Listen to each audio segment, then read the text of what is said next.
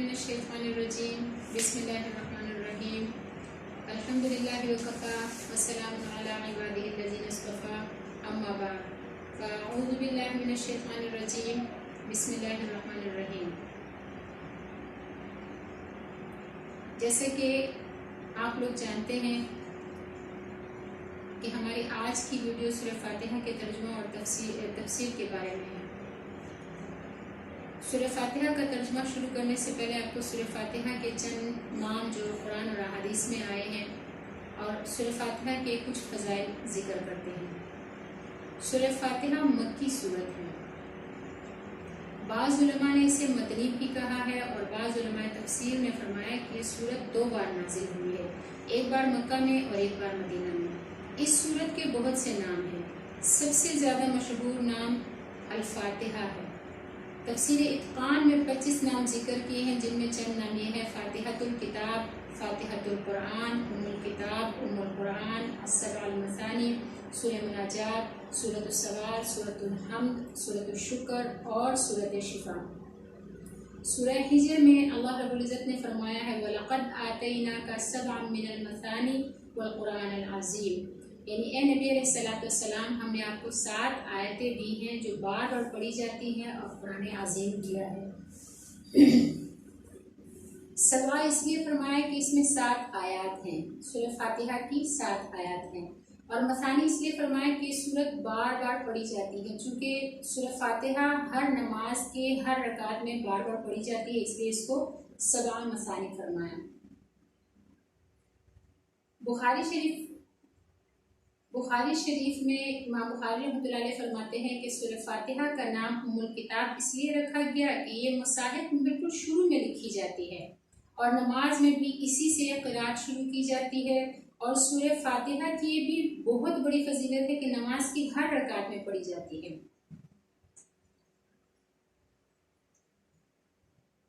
अहादीस शरीफा में सूरह फातिहा की बहुत सी फजीलतें वारिद हुई हैं।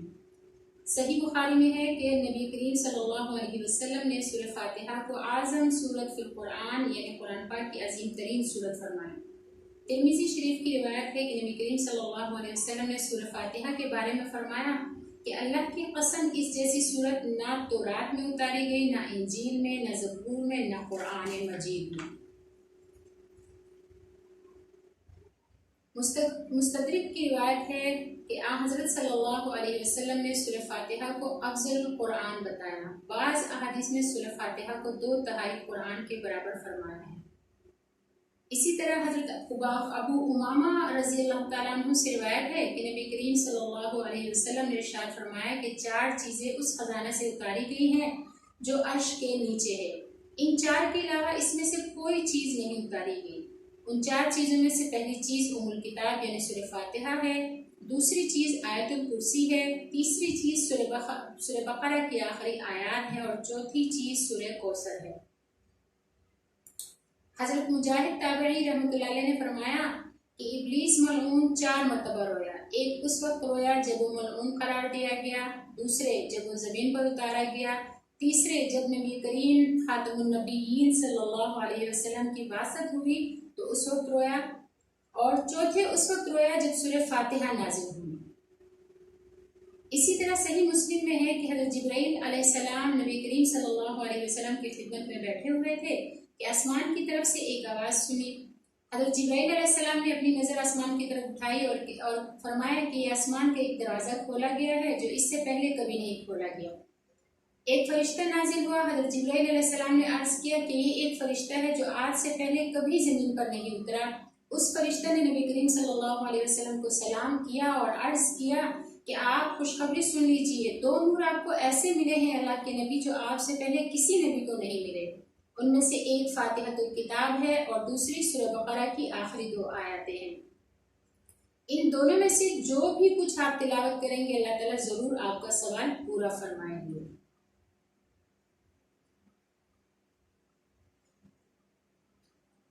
इसी तरह सूरह फातिहा के बारे में जैसे कि आपको मैंने बताया कि इसको सूरह शिफा भी कहते हैं, तो इसके बारे में नबी अलैहिस्सलाम ने इरशाद फरमाया है कि जब भी तुम बीमार हो तो सूरह फातिहा के ज़रिए شفا حاصل کرو۔ اور اسی طرح دوسری جگہ پر نبی کریم صلی اللہ علیہ وسلم نے فرمایا کہ جب تم میں سے کوئی بیمار ہو جائے تو اس کو سورہ فاتحہ کے ذریعے شفا دلانے کی کوشش کرو، یعنی اللہ رب العزت سے دعا بھی کرو اور سورہ فاتحہ دم کر کے اس کو دوائی وغیرہ یا پانی وغیرہ پر دم کر کے اس کو دیا کرو تاکہ اللہ تعالیٰ اس کو جلد سے جلد شفا دے۔ اب چلتے ہیں سورہ فاتحہ کی ترجمے کی طرف۔ بسم اللہ الرحمن الرحیم۔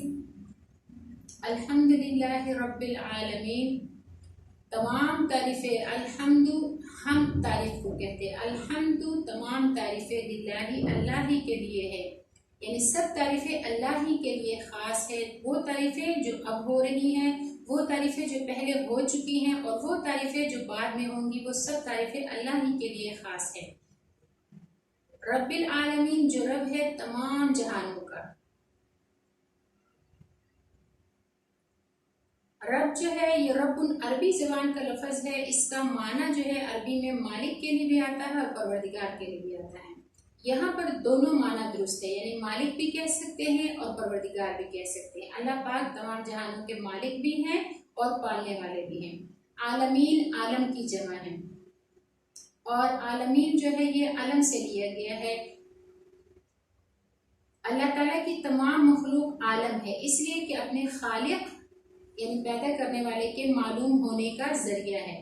یوں تو ساری مخلوق بحیثیت مخلوق کے ایک عالم ہے، لیکن مخلوق کی بے شمار قسمیں ہیں، ہر قسم کو علیحدہ علیحدہ عالم قرار دے کر عالمین جمع لائی گئی، یعنی کہ اس میں اس طرف اشارہ ہے کہ اللہ پاک کے جاننے اور پہچاننے کے لیے ایک عالم کا بلکہ اس کا ایک ذرہ بھی کافی ہے، لیکن عالم اتنے زیادہ بے شمار ہے کہ ان کو دیکھ کر اگر کوئی کوڑ مغز یا بد باطن خدائے پاک کو نہ پہچانے تو اس کی محرومی، بدنصیبی، جہالت اور حماقت کے سوا اور کیا ہے۔ پھر ہر چیز کو ایک عالم بتا کر اللہ پاک کو سب عالموں کا رب بتانے میں ان مشرکوں اور جاہلوں کی بھی تردید ہے جو بعض مخلوقات کو معبود مانتے ہیں اور خالق کو چھوڑ کر مخلوق و مملوک کے سامنے جبین نیاز رکھتے ہیں۔ پھر عالم کے بارے میں جو ہے مقاتل بن حبان نے فرمایا کہ عالم 80,000 ہے، 40,000 خشکی میں اور 40,000 سمندر میں ہے۔ حضرت وہب بن منبہ رحمۃ اللہ علیہ نے فرمایا کہ عالموں کی تعداد 18,000 ہے، لیکن صحیح جو بات ہے وہ کعب الاحبار نے فرمائی کہ عالموں کی تعداد اللہ تعالیٰ کے سوا کوئی نہیں جانتا۔ اللہ جل شانہ سارے جہانوں کا خالق بھی ہے اور مالک بھی اور پرورش کرنے والا بھی ہے۔ اس نے صرف وجود ہی نہیں دیا بلکہ مخلوق کو زندہ رکھنے کے اسباب بھی پیدا فرمائے ہیں۔ وہ رزق بھی دیتا ہے، کھلاتا پلاتا بھی ہے، ہر فرد تک رزق پہنچاتا ہے۔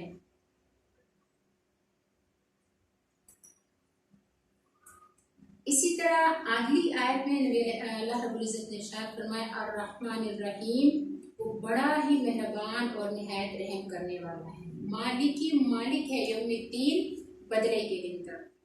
الرحمن الرحیم یہ دونوں جو ہے مبالغہ کے صیغے ہیں، یہ رحم سے نکلے ہیں، رحم سے مشتق ہیں یعنی رحمت سے۔ بعض علماء کا قول ہے کہ دونوں کا ایک ہی معنی ہے اور اکثر علماء یہ فرماتے ہیں کہ رحمان میں رحیم سے زیادہ مبالغہ ہے، چونکہ دونوں ہی مبالغہ کے صیغے ہیں اس لیے ہر ایک کے ترجمہ میں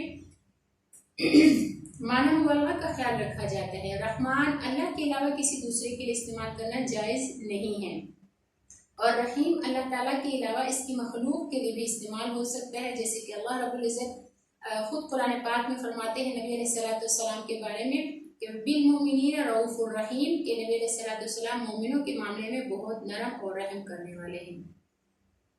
مالک یوم الدین، دین جزا اور بدلہ کو کہتے ہیں۔ یوم الدین بدلے کا دن، اس سے قیامت کا روز مراد ہے۔ اس دن یعنی قیامت کے دن خیر اور شر کے بدلوں کا فیصلہ ہوگا، ہر شخص اپنے اپنے عمل کا نتیجہ پائے گا۔ اللہ پاک کے رحم و کرم کے سوا کوئی راستہ جان چھوٹنے کا نہیں ہوگا، اور اگر کوئی سفارش کرنا چاہے گا تو بغیر اجازت کے سفارش بھی نہیں کر سکے گا جب تک اس کو مالک یوم الدین سفارش کی اجازت نہ دے دے۔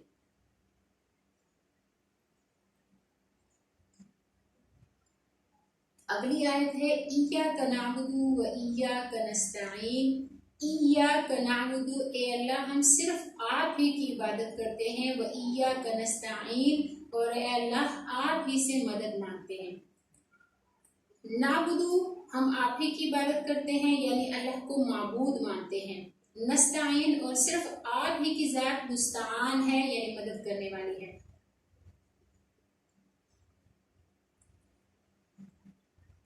یہاں پر جو ہے شروع میں جب بندے نے اپنے رب کی تعریف بیان کی تو اللہ اپنے رب کی اتنی تعریف بیان کی کہ یہاں پر انسان جذبے میں آ کر اللہ رب العزت سے خطاب کرنے لگا۔ اول یہ خطاب کیا کہ اللہ ہم صرف آپ ہی کی عبادت کرتے ہیں، اور پھر یہ کہ اللہ ہم صرف آپ ہی سے مدد مانگتے ہیں۔ پھر تیسرا سوال بندہ کرتا ہے کہ اہدنا الصراط المستقیم، اے اللہ ہم کو سیدھا رستہ دکھا دیجیے، یعنی اے اللہ ہم آپ ہی کی عبادت کرتے ہیں، آپ کے علاوہ ہم کسی کو عبادت کے لائق نہیں سمجھتے۔ گویا کہ سورہ فاتحہ پڑھنے والا شخص جو ہے وہ خود اللہ کے علاوہ جتنی بھی مخلوقات ہیں جن کی عبادت کی جاتی ہے، ان سب مخلوقات کو خالق ماننے سے اور معبود ماننے سے خود بخود جو ہے بیزاری کا اعلان کر لیتا ہے، اور بیزاری کا اعلان کرنے کے ساتھ اللہ رب العزت کو اپنا خالق اور مالک مانتے ہوئے اسی سے جو ہے مدد بھی طلب کرتا ہے۔ اور جب اپنے رب کو خالق اور مالک مان کر اس کی معبودیت اور اس کی اپنی عبادت کا اظہار کر لینے کے بعد جب اللہ رب العزت سے مدد مانگ لیتا ہے تو مدد مانگتے ساتھ ہی فوراً پہلی جو عرض وہ کرتا ہے وہ یہ کرتا ہے کہ اللہ ہمیں سیدھا رستہ دکھا دیجیے، صراط مستقیم کی دعا کرتا ہے۔ مدد مانگنے کے ذیل میں جہاں اور باتیں ہیں وہ ہدایت کی بھی طلب ہے، اور ہدایت جو ہے یہی در حقیقت مخلوق کے لیے سب سے بڑی نعمت ہے۔ اگر سب کچھ بندے کے پاس موجود ہو اور بندہ ہدایت پر نہ ہو، عقیدہ خراب ہو، عمل سے گمراہی کا اظہار ہوتا ہو، تو دنیاوی چیزوں سے کچھ بھی فائدہ نہیں ہے، تھوڑا سا فائدہ اٹھا لے گا لیکن آخرت میں جو ہے عذاب دوزخ میں مبتلا ہوگا۔ اس اعتبار سے نعمت جو ہے یہ ہدایت ہی بہترین نعمت ہوئی۔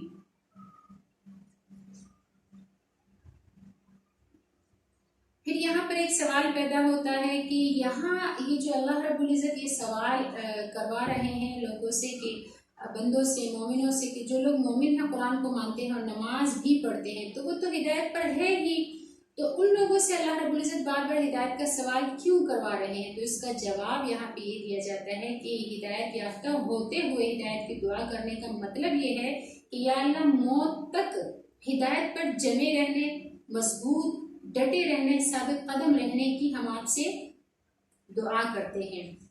جیسے کہ قرآن پاک کی ایک دوسری آیت بھی ہے، دوسری جگہ پر اللہ رب العزت ہمیں دعا سکھا رہے ہیں، وہ دعا کچھ اس طرح ہے کہ ربنا، اے ہمارے رب، لا تزغ قلوبنا، آپ نہ موڑیے ہمارے دلوں کو، بعد اس کے اذ ہدیتنا، جبکہ آپ ہمیں ہدایت دے چکے ہیں، یعنی اے اللہ جب آپ ہمیں ہدایت دے چکے ہیں تو ہدایت کے بعد ہمیں گمراہی سے بچا لیجیے۔ اگلی آیت ہے صراط الذین، راستہ۔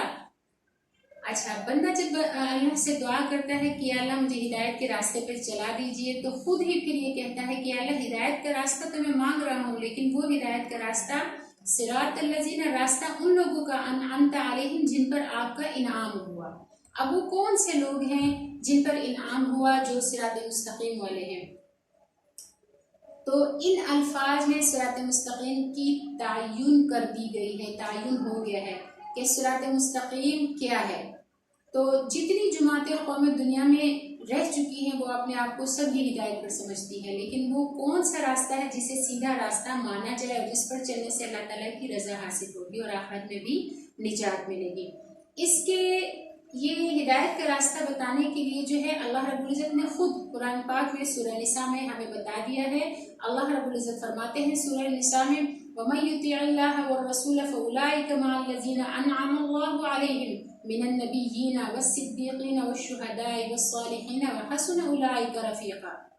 یعنی اللہ تعالیٰ نے فرما دیا کہ وہ لوگ جو اللہ اور اس کے رسول کی تابعداری کرتے ہیں تو یہ ان لوگوں کے ساتھ ہوں گے جن پر اللہ نے انعام کیا ہے۔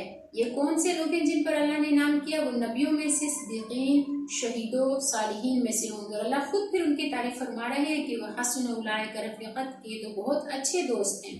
تو اللہ رب العزت ہمیں بھی ان لوگوں کے ساتھ جمع فرمائے۔ آگے جب یہ اللہ رب العزت نے بتا دیا کہ انعام یافتہ لوگ تو یہ ہیں، یعنی نبیین، صدیقین، شہداء، صالحین، اور یہ وہ لوگ ہیں جن پر اللہ تعالیٰ نے انعام کیا، لیکن ساتھ ہی اللہ رب العزت نے ہمیں یہ بھی بتا دیا کہ میرے بندو ساتھ میں یہ بھی دعا کرنا کہ غیر المغضوب علیہم، کہ نہ آپ کا غضب ہوا ان پر، ولا الضالین، اور نہ وہ لوگ گمراہ ہوئے، ان لوگوں کے ہدایت کے راستے کی دعا کرنا۔ مغضوب علیہم اور ظالم کے راستے سے بچنے کی دعا۔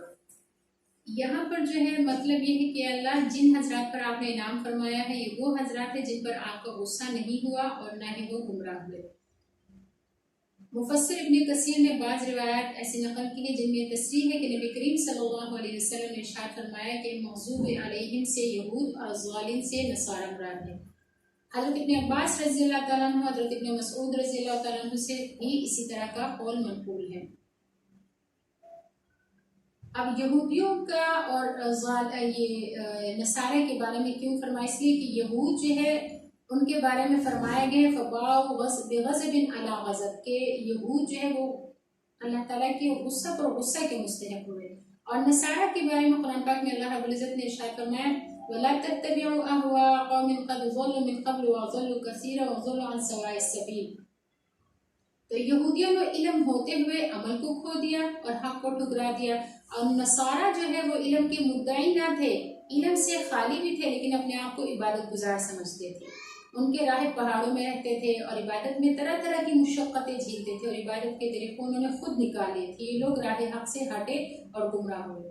تو جو شخص علم ہوتے ہوئے عمل چھوڑ دے وہ زیادہ مستحق غضب ہوتا ہے، اس لیے صفت مغضوبیت جو ہے یہودیوں کے لیے خاص ہے۔ اور نصارہ نے عمل کا ارادہ تو کیا لیکن بے علمی کی وجہ سے طریقہ غلط اختیار کر گئے اور اتباع حق کو چھوڑ کر بہرا ہو گئے۔ اس لیے مفسر ابن کثیر رحمۃ اللہ علیہ لکھتے ہیں کہ اہل ایمان کا طریقہ یہ ہے کہ حق کا علم بھی ہو اور اس پر عمل بھی ہو۔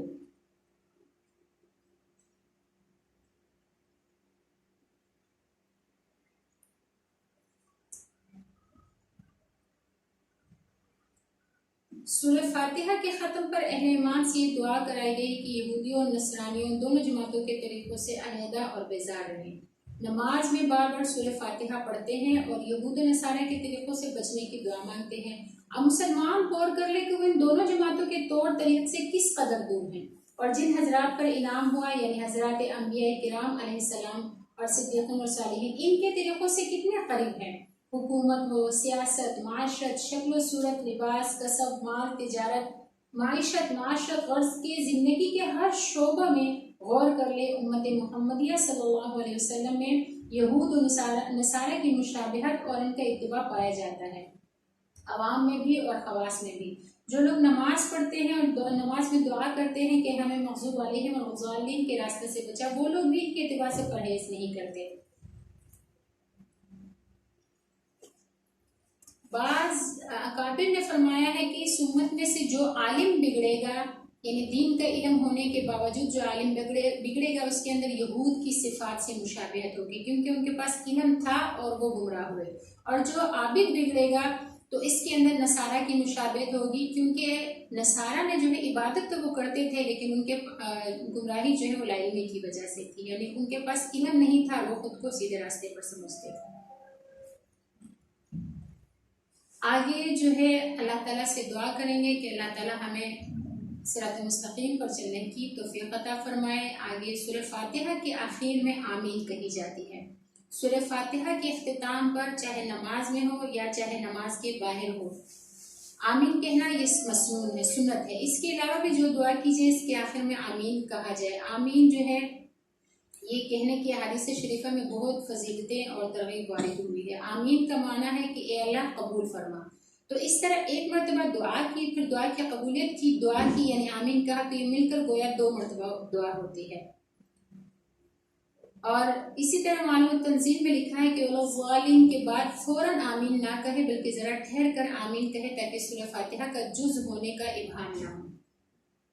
چونکہ قرآن مجید میں آمین کا لفظ نہیں ہے اور نہ ہی یہ قرآن مجید کا جز ہے، اس لیے قرآن مجید میں لکھا نہیں جاتا لیکن پڑھا جاتا ہے۔ حضرت عائشہ رضی اللہ تعالیٰ عنہ سے ایک روایت ہے کہ نبی اکرم صلی اللہ علیہ وسلم نے ارشاد فرمایا کہ یہودیوں نے تمہاری کسی چیز پر اتنا حسد نہیں کیا جتنا آمین کہنے پر حسد کیا ہے۔